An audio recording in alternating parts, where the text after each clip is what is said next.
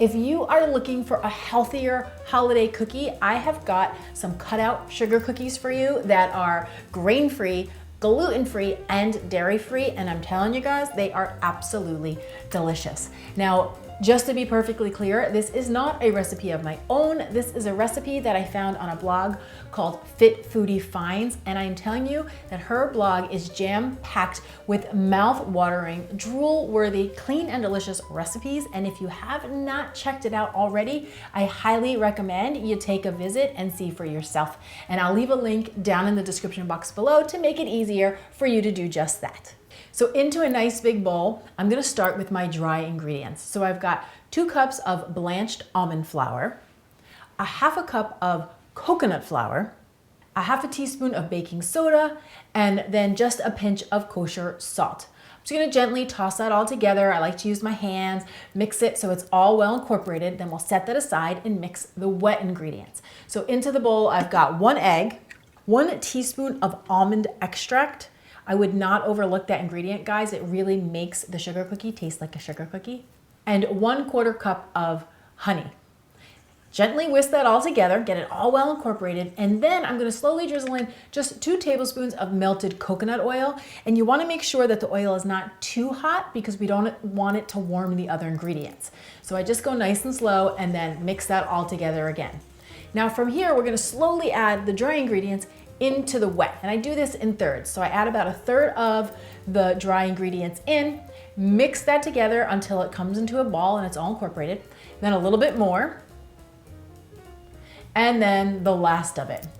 Now, right about here, I like to just get my hands in there and start to pull it all together. You'll see that it looks a little bit crumbly, but if you just use your hands, it'll come together and it will form a ball just like this.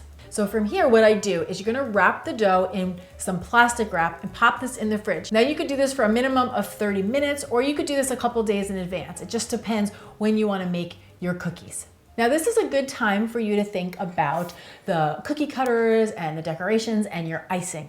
Now you could certainly use a store-bought icing and make it really easy, but honestly, making a real basic icing from scratch could not be any easier to do, which is what I'm gonna do here today. All I do is I've got 1 cup of powdered sugar, and to that I'm adding 2 tablespoons of water. That's it. Gently mix that all together and you will see that you get a thick but spreadable icing.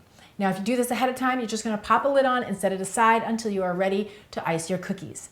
Now, as for cookie cutters, you could use as many or as few as you want. I have come to find that keeping it simple is the easier way to go. So I usually just pick 2 or 3, and you wanna look for small to medium cookie cutter, and that way you'll get about 20 cookies out of the deal. I'm going with a couple of different size stars and a little gingerbread man. And then for the sprinkles, I use these right over here for my gingerbread men, and then the rest I'm gonna sprinkle on top of my stars. I will definitely leave links down in the description box below for all of the things that I'm using, but by all means, pick the sprinkles and the cookie cutters and the decorations that are fun and playful and exciting to you. Once your dough has cooled down, what I like to do is I sprinkle a little bit of coconut flour on a cool, dry work surface. I'm just using my countertop here. And then I take half of the dough, I wrap the other half up, and we'll make that when we're done with the first half. It just keeps it cool. And what we're gonna do is we're gonna roll this out. Now, if you do not have a rolling pin, don't worry about it, neither do I, but I have found that a good old-fashioned water bottle, just like this one, does the job beautifully. So you're just gonna push down in the middle and just gently start rolling out to the sides. And you're just gonna look for wherever it looks a little bit higher, and then you're gently rolling that out until you've got a fairly even surface. You wanna roll it out somewhere between 1/4 and 1/2 inch thick. Make sure you don't go too thin, because if you go too thin, the cookies aren't gonna hold together. Then you just grab your cookie cutters and you push straight down, give it a little wiggle, and transfer it over onto a rimmed baking sheet that you've got lined with some parchment paper or a Silpat mat, right? And be patient. If the cookie dough comes out slowly, just gently push around the edges until the dough pops out. Just like that, easy peasy.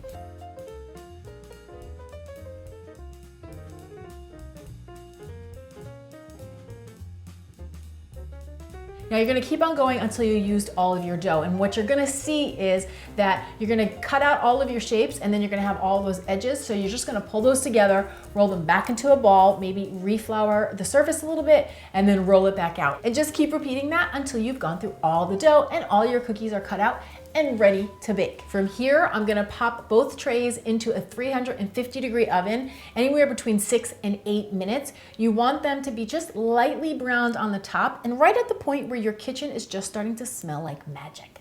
Now, because they do brown quickly and the cookie racks stay hot once you pull them out of the oven, what I like to do is then quickly transfer them onto a wire baking sheet. This way they can cool completely from all sides.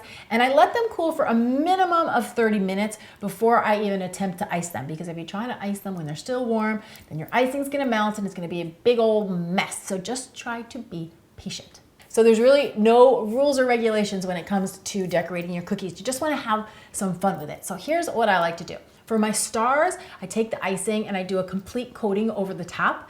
And then I like to take the sprinkles and then just sprinkle them like a full coating over the top. I just think it looks pretty and sparkly and fun depending on which sprinkles you pick. And then for my gingerbread men, I keep it very simple. I mean, FYI, you could definitely get a piping bag and get real fancy with your decorations. That is not my thing. So I keep it easy. Here's what I do. I take a little toothpick and you take just a little bit of the icing and I put 3 buttons down the belly and then 2 eyeballs. And then I just take these sprinkles here and I get different colors, right? So 3 for the buttons, 2 for the eyes, and you just place them on. And then the icing is gonna end up acting like glue and it will hold the sprinkles on once the icing dries. Like, how cute is he? So from here, you're just gonna keep on going until you've got all your cookies decorated and ready to go. This is a really fun thing to include your family in. So if you've got some little ones, let them come in the kitchen for the decorating part. I have found that it's easier to keep them out for the other part and then let them just come in and do the decorating. Very fun. And these also make beautiful gifts. And if you wanna make them ahead of time, you can transfer them into an airtight container and they will happily last up to a week stored in the fridge. And if you wanted to freeze them, they would last a couple of months. So I'm curious, are you making any cookies over the holidays? And if so, what are your favorite holiday cookies to make? Come down to the comments below and let me know. And make sure that you pop on over and visit Fit Foodie Finds for more absolutely mouth-watering recipes, just like the one I've showed you here today. And guys, if you haven't already, what are you waiting for? Take a moment, please, and subscribe, like, and share this video with anyone else you know who wants to make healthy eating easy. Thank you so much for watching. I'm Dani Spies. I will see you back here next time with some more clean and deliciousness. Cheers. Jam packed with tons of drool-worthy